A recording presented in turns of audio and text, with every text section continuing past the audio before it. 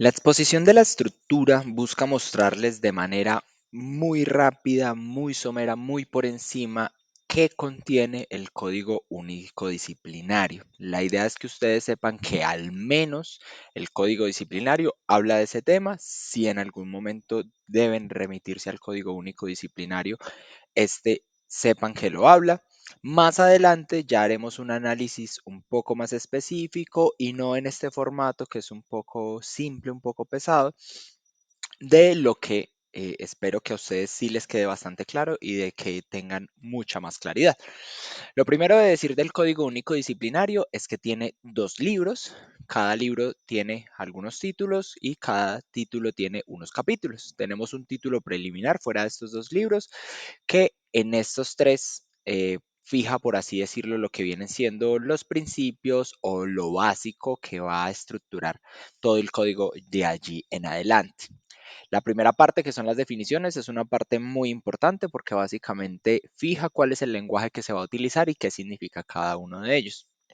Aquí encontramos en los principios rectores eh, cosas muy importantes, como lo viene siendo el debido proceso, que es una serie de garantías que debe tener toda persona en el proceso que sea que se esté enfrentando, y el principio pro competición. Este principio es muy importante en el entendido de que este principio busca proteger la competición por encima de otras cosas. Basado en este principio y otro principio que veremos más adelante, que es el de inmediatez, encontraremos de que el procedimiento del Código Único Disciplinario tiende a ser más rápido y a veces tiende a saltarse ciertos pasos básicos con la intención de proteger la competición, como por ejemplo aquellas competiciones que suceden en muy poco tiempo. Este principio busca que las soluciones vengan rápido y esa es la justificación. Sin embargo, hay otra serie de garantías que, independientemente del principio de pro competición, no se pueden saltar. Sin embargo, vuelvo al tema de los tiempos. Bajo este principio, del principio de inmediatez, hay momentos donde no se saltan las garantías, pero los tiempos en los que estas garantías se deben asegurar son mucho más cortos y son mucho más someros. Luego encontramos una exposición del derecho sustancial que aplica o qué ámbito tiene el Código Único Disciplinario. Esto se complementa con el final de este código, que tiene en realidad 212 artículos más este artículo de definiciones. Luego ya nos vamos al libro primero, que tiene en el título primero una serie ya de definiciones un poco más profesionales en el área del derecho, pero que sin embargo, pues el código lo explica de muy buena manera. Tenemos el tema de las sanciones como tal. Cuando hablamos de personas naturales, pues hablamos de personas particulares, independientemente del cargo que ocupen. Y cuando hablamos de personas jurídicas, estamos hablando de clubes.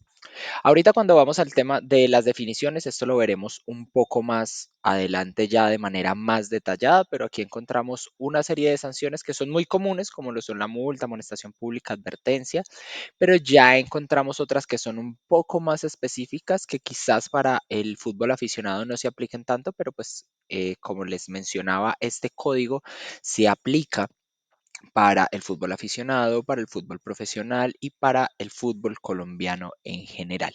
Y aquí encontramos también una serie de sanciones que se pueden aplicar ya por unos órganos disciplinarios superiores, en la cual incluso se puede excluir a un equipo de una competición de manera completa o destituir del cargo a ciertos oficiales. Esto pues dependiendo del tipo de proceso que se esté llevando. Luego encontramos una serie de reglas comunes. Aquí encontramos unos artículos muy interesantes como lo es la reconsideración de las sanciones, que les puede servir mucho. Esto lo veremos al final de la exposición. La suspensión parcial de la ejecutoriedad de una sanción, también muy importante y que les puede servir mucho si tienen algún tipo de sanción. Y cómo funciona la combinación de sanciones en el Código Único Disciplinario. También encontramos la ponderación de las sanciones, que es básicamente cuáles son los criterios que debe tener en cuenta los distintos órganos disciplinarios a la hora de definir cuál va a ser la sanción en un determinado caso, si es que hay concurso de estas. Digamos que un jugador no solo, digamos, cometió una infracción A, sino una B y una C, entonces, ¿cómo se va a tasar esas sanciones? ¿Cómo funciona la prescripción de las sanciones? Hay un artículo dedicado específicamente a ello. Ahora encontramos en el libro primero el título 2 que habla de las infracciones como tal. Desde ya les adelanto, hay tres tipos de infracciones. Estas son las infracciones de juego, que son las que sanciona el árbitro dentro de un encuentro. Luego tenemos las infracciones a la competición, que la veremos más adelante. Y por último tenemos las infracciones a las normas generales deportivas, que son las más fuertes o las más graves, por así decirlo. Las infracciones a la competición, como les mencionaba ahorita, cuáles son estas, cómo se deben sancionar, en fin, acá ya encontramos taxativamente cuáles son los tiempos de las sanciones. Faltas de los clubes, también hay unas sanciones que se aplican solamente a estos y algunas normas generales en lo que viene siendo la organización de las competiciones. Ahorita encontramos el título tercero que habla de las infracciones generales deportivas. Como les decía, estas son las sanciones más graves. Acá encontramos ya términos un poco más robustos, como viene siendo la discriminación, las amenazas, la coacción, incumplimiento de decisiones, abuso de autoridad, en fin. Todas estas sanciones las juzga ya las comisiones disciplinarias, que es como el órgano más grande disciplinario que establece el Código Único Disciplinario. Y encontramos un título específico para el dopaje. Del artículo 119 al 133 encontramos la regulación que tiene el Código Único Disciplinario para este tipo de casos. Listo. Ahorita, yéndonos ya al libro segundo, que es Organización y Procedimiento, encontramos en su título primero lo que viene siendo el principio de inmediatez. Las autoridades disciplinarias, ¿quiénes son estas? Y el principio de inmediatez, que como les decía, busca reducir los tiempos de decisión de los órganos disciplinarios para cumplir con los tiempos, valga la redundancia, que se deben cumplir para que las competiciones no se vean atascadas a la espera de una decisión. También encontramos las autoridades disciplinarias, que como les decía ahorita, las que vienen siendo de partidos, que son las que sancionan las infracciones dentro de un partido, que son el árbitro y el comisario de campo. Autoridades disciplinarias del campeonato, que como les decía ahorita, son las infracciones a la competición. Ahorita vamos a tener una ampliación de este tema debido a que es muy importante y es lo más común que ustedes se van a encontrar en los diferentes procesos sancionatorios. Luego tenemos una serie de disposiciones generales que habla de ya de la organización que deben tener, de la presidencia, las reuniones, la confidencialidad de sus decisiones, etcétera. Ya encontramos en el título segundo las generalidades del proceso, cómo funcionan los términos, cuáles son las normas que se deben tener en cuenta. El derecho de audiencia, esto es importante y lo veremos ahorita de cara a la explicación de lo que viene siendo el proceso disciplinario y la defensa. La presentación de las pruebas, punto muy importante también en lo que viene siendo la defensa, punto que veremos al final de la exposición. Cómo funcionan las notificaciones en los campeonatos y algunos temas de regulación general en el procedimiento.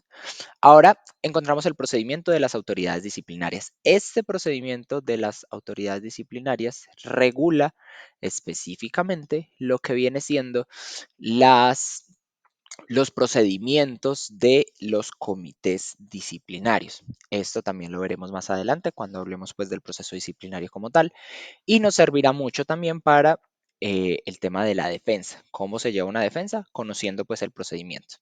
Y tenemos la extensión de la sanción. La extensión de la sanción es una figura que establece la Federación Colombiana de Fútbol, en la cual básicamente algunas sanciones que cumplan ciertas condiciones previa solicitud del comité o del órgano disciplinario que emitió la sanción, se pueden extender al territorio nacional. Entonces, por ejemplo, algunos jugadores que hayan cometido una infracción en el departamento del Quindío, si se les llegó a extender la sanción, pues independientemente de que se vayan a jugar a otros departamentos, a La Guajira, al Santander, al norte de Santander, etcétera, allá en esos territorios también deben cumplir el término de la sanción por el término pues que haga falta. ¿Listo?